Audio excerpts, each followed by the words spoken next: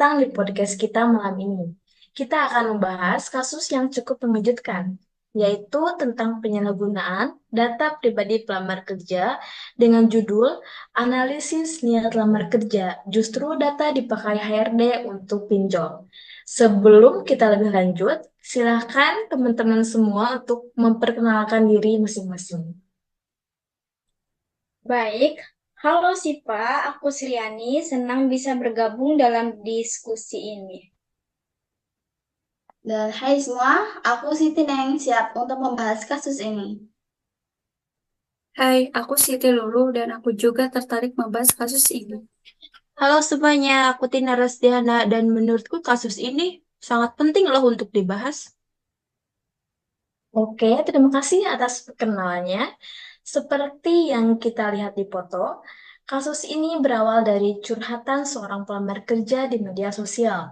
Ia merasa dirugikan karena data pribadinya yang diberikan kepada HRD malah disalahgunakan untuk mendaftar pinjaman online. Bagaimana menurut kalian? Ya, benar sekali. Sungguh tidak pantas. Bayangkan data pribadi yang seharusnya digunakan untuk proses rekrutmen malah disalahgunakan untuk kepentingan pribadi. Ini jelas-jelas melanggar privasi dan kepercayaannya. Ya, betul, kasus ini sangat relevan dengan kita yang sedang mencari pekerjaan. Bagaimana kita bisa percaya kepada HRD jika datanya bisa dicuri begitu saja? Kepercayaan adalah fondasi penting dalam hubungan kerja, dan kasus ini menunjukkan bagaimana kepercayaan itu bisa dengan mudahnya dilanggar. Nah, ini adalah masalah etika yang serius ya. Data pribadi kita sangat penting dan harus dijaga dengan baik. Tidak boleh sembarangan diakses oleh orang lain. Kita perlu memahami bahwa data pribadi kita adalah aset yang berharga dan harus dilindungi. Ya, bener loh. Tidak hanya etika, tapi juga hukum. Kita bisa dijerat hukum loh. Ada undang-undang yang mengatur tentang pelindungan data pribadi dan pelanggaran terhadap undang-undang tersebut bisa berakibat fatal. Kita harus memahami konsekuensi hukum dari tindakan yang kita lakukan, terutama dalam hal penggunaan data pribadi. Nah, ini dia intinya. Kita harus lebih teliti lagi dalam memberikan data kepada perusahaan. Jangan asal memberikan data, tapi harus dipikirkan terlebih dahulu. Pertimbangkan dengan cermat, dan apakah data yang diminta oleh perusahaan benar-benar diperlukan untuk proses rekrutmen, atau apakah ada kemungkinan disalahgunakan. Ya, saya setuju. Kita juga harus lebih waspada terhadap media sosial karena kasus ini berawal dari media sosial. Media sosial memang menawarkan platform yang mudah untuk berbagi informasi, tapi kita juga harus berhati-hati dalam menggunakannya.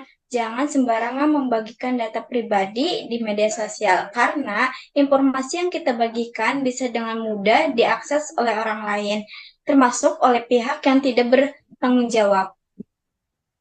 Ya, benar sekali. Kita harus lebih hati-hati dalam membagikan data pribadi di media sosial. Kita perlu memahami bahwa informasi yang kita bagikan di media sosial bisa menjadi bukti dalam kasus hukum seperti yang terjadi dalam kasus ini.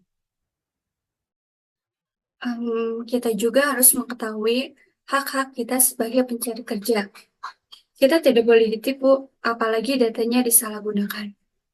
Kita memiliki hak untuk menolak memberikan data pribadi jika kita merasa tidak nyaman atau khawatir datanya akan disalahgunakan.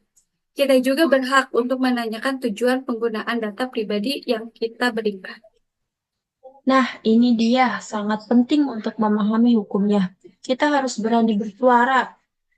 Jika ada yang melanggar hak kita, jangan takut untuk melaporkan tindakan yang merugikan kepada yang berwenang, seperti kepolisian atau lembaga perlindungan konsumen.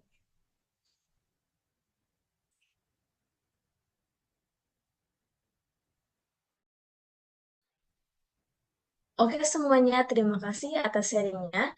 Dari pembahasan ini, kita dapat belajar banyak hal. Semoga kedepannya kita lebih aware terhadap etika dan hukum media, khususnya dalam hal penggunaan data pribadi. Kita harus menjadi pengguna media sosial yang cerdas, yang memahami hak dan kewajibannya, dan yang selalu berhati-hati dalam membagikan data pribadi. Setuju semua? Ya, saya sangat setuju. Oke, sip. Mantap. Oke, good point. Dan sebagai tambahan, berikut beberapa tips untuk melindungi data pribadi kita. Yang pertama, untuk mengecek NIK di KPU keanggotaan parpol, kalian bisa klik link https://infopemilu.kpu.go.id pemilu cari NIK. Selanjutnya, Dan kalian bisa cek email untuk kebocoran data seperti https://periksadata.com.